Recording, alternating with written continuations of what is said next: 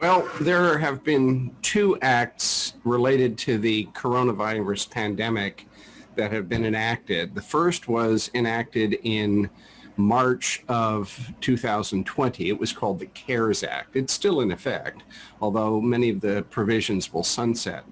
And the idea behind that was to give various types of relief to people who are affected adversely because of the COVID-19 pandemic.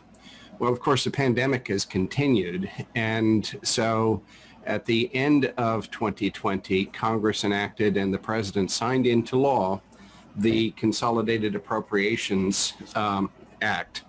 It's a massive statute, absolutely gargantuan, about 6,000 pages, and it has what looks to be anything and everything that any member of Congress thought should be tossed in. So it's just a stew. Now, there is a chunk of it dealing with bankruptcy, but there are all kinds of other things that are completely unrelated to bankruptcy. I mean, there's even a section in it dealing with the Chinese treatment of the Uyghurs.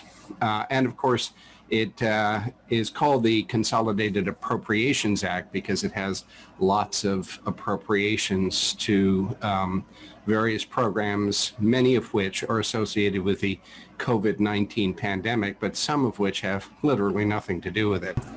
In essence, it's sort of getting back to what Bismarck said about two things that citizens should never see done: the making of sausage and the making of legislation. And this one, I think, might have been what he had in mind had he been alive today, that this just had everything tossed in, probably including the kitchen sink.